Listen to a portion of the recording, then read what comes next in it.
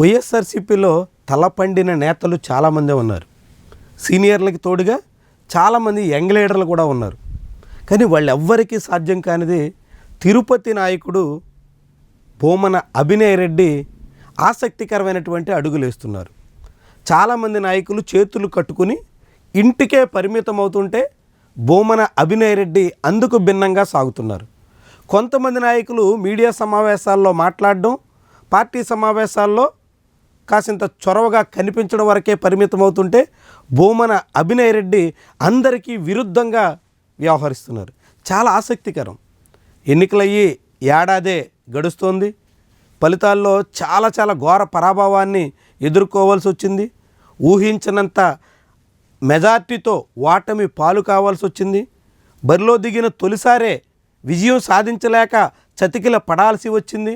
అయినా కానీ భూమన అభినయ్ రెడ్డి ఎక్కడా డేలా పడినట్టు కనిపించట్లేదు. గడిచిన కొన్ని నెలలుగా భూమన అభినయ్ రెడ్డి వేస్తున్నటువంటి వ్యూహాత్మక అడుగులు చూస్తుంటే రాజకీయంగా చాలా పరిణితితో వ్యవహరిస్తున్నట్టు కనిపిస్తుంది. అనేక విషయాల్లో ప్రభుత్వ వైఫల్యాన్ని ఎండగట్టేదానికి భూమన అభినయ్ రెడ్డి భిన్నమైన మార్గాల్ని అన్వేషిస్తున్నారు. తాజాగా లిక్కర్ వ్యవహారం ఆంధ్రప్రదేశ్లో ఇప్పటికే జగన్మోహన్ రెడ్డి హయాంలో లిక్కర్ స్కామ్ నడిచింది. 3,200 కోట్ల రూపాయలు పైబడి అవినీతి జరిగింది. అక్రమంగా వైఎస్ఆర్సీపీకి చెందినటువంటి నేతలు, ముఖ్యంగా తాడేపల్లి సీఎంఓ కార్యాలయం కేంద్రంగా జరిగినటువంటి కుంభకోణంలో భారీ మొత్తం కాజేశారు అంటూ ప్రభుత్వం ఆరోపిస్తుంది. ఆరోపించడంతో సరిపెట్టకుండా కేసులు పెడుతుంది. కేసులతోనే ముగించకుండా అరెస్టుల వరకు వెళుతోంది. చాలామందిని రిమాండ్కు తరలిస్తుంది. ఇప్పటికే 6 మంది అధికారులు, నాయకులు విజయవాడ సబ్ జైల్లో ఈ లిక్కర్ స్కామ్లో నిందితులుగా కొనసాగుతున్నారు.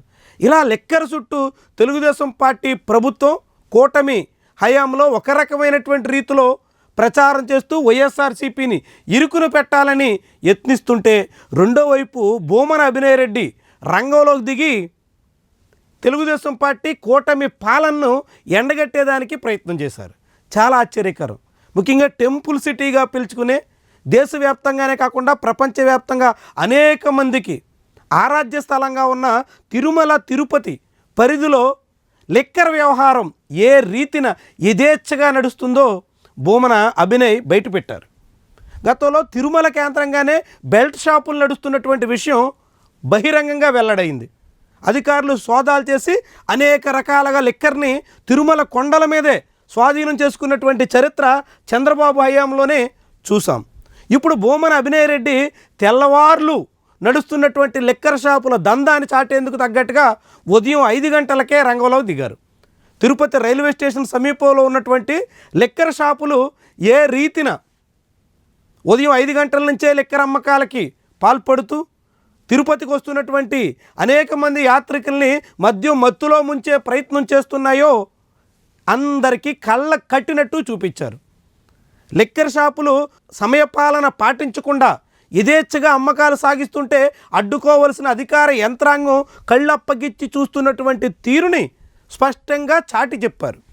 భూమన అభినయ్ చొరవతో ఈరోజు ఉదయం నుంచి జరిగినటువంటి మొత్తం వ్యవహారాన్ని లైవ్లో చూపడం ద్వారా ఎక్కడెక్కడ ఏ షాపులో నిబంధనలు ఉల్లంఘిస్తున్నారు, యథేచ్ఛగా మద్యం అమ్మకాలు సాగుతున్నాయి, మద్యం మత్తులో తిరుపతిని ముంచేస్తున్నారు, యాత్రికుల్ని మద్యంతో తడిపేస్తున్నారు అనేటువంటి విషయాన్ని భూమన చాటినటువంటి తీరు చాలామందిని ఆకట్టుకుంది.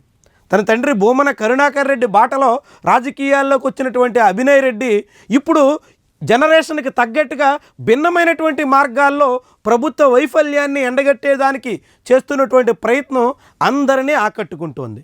సామాన్య జనాన్ని ఆకట్టుకోవడంతో పాటుగా వైఎస్ఆర్సీపీలో ఉన్నటువంటి చాలామంది నేతలకి పాఠంగా మారుతుంది.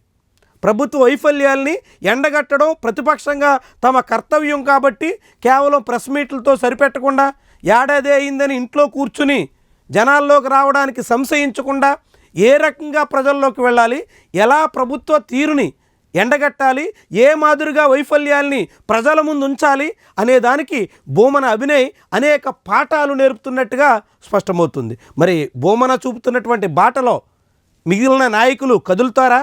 వైఎస్ఆర్సీపీలో ఈ తీరున కదలిక రావడానికి మిగిలిన నేతలందరికీ ఎంత సమయం పడుతుంది? సీనియర్లు జూనియర్లు అనే తేడా లేకుండా భూమన చూపుతున్నటువంటి బాటన నడిచే దానికోసం సిద్ధమవుతారా? చూడాలి మరి ఏం జరుగుతుందో.